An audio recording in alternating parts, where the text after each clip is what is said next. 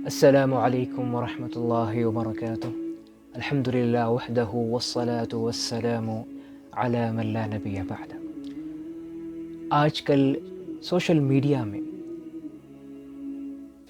ثریا ستارے کے تعلق سے بڑے ویڈیوز وائرل ہو رہے ہیں، تو آئیے جانتے ہیں کہ ثریا ستارہ کیا ہے، اس کی حقیقت کیا ہے، اور حدیث میں اس کے تعلق سے کیا بیان ہے۔ مسند احمد کی روایت ہے، نہا رسول اللہ صلی اللہ علیہ وسلم عن بیع الثمار حتی تذهب العاہہ،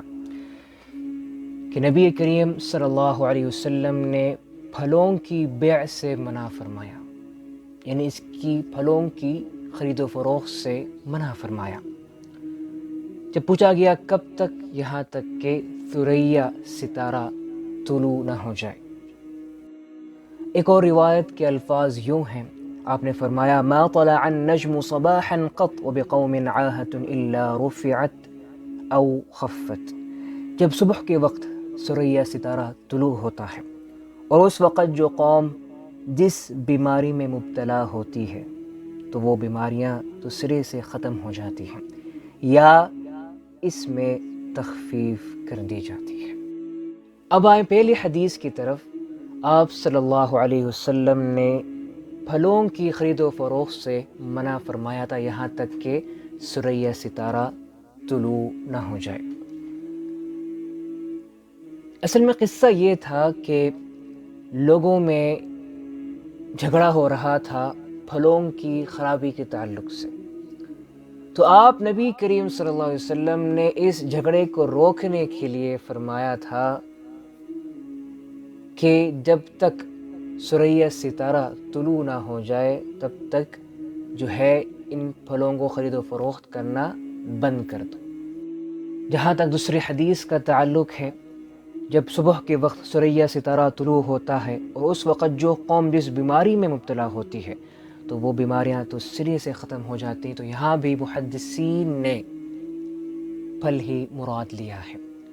یعنی کہ جس قوم کے باغات کے پھل خراب ہو جائیں تو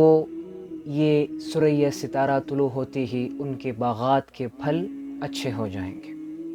اور محدثین نے اس کا دوسرا مفہوم یہ بیان کیا ہے کہ کوئی ایک خاص جگہ، مثلا حجاز، مکہ، مدینہ، یعنی کہ جب ثریا ستارہ طلوع ہوگا تو اسی کے ساتھ ساتھ جو ہے تمام انسانی وبائیں ہوں یا پھلوں کی خرابی وہ ختم ہو جائے گی، یعنی کوئی خاص جگہ کا جو ہے تذکرہ ہو رہا ہے، نہ ہی کہ ہر جگہ کا۔ تو ہمیں ان احادیث سے یہ بات معلوم ہوتی ہے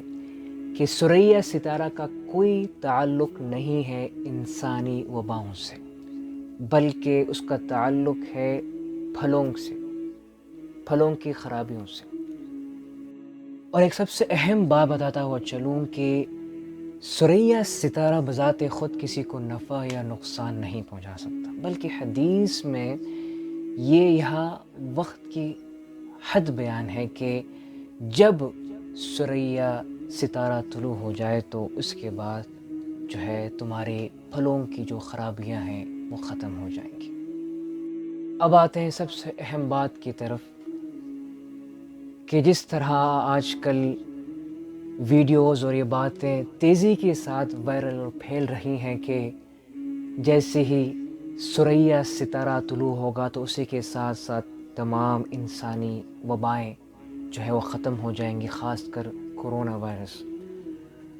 تو ان احادیث سے یہ بات تو ثابت ہو گئی، واضح ہو گئی کہ اس کا تعلق انسانی وباؤں سے نہیں بلکہ پھلوں سے ہے۔ اب ایک اہم سوال یہ ہے کہ اگر 12 مئی کو یا 18 مئی تک یہ انسانی وبا کرونا وائرس نہیں ختم ہوتا تو کیا دشمنان دین کو، دین اسلام، دین حق کو بدنام کرنے کا موقع نہیں ملے گا؟ صادق الامین، صادق المصدوق صلی اللہ علیہ وسلم کو معاذ اللہ جھوٹا بولنے کا موقع نہیں ملے گا۔ احادیث کے صحیح مفہوم کو جاننا چاہیے اور اس کے بعد ہی ان احادیث کو شیئر کرنا چاہیے۔ وآخر دعوانا الحمد للہ رب العالمین۔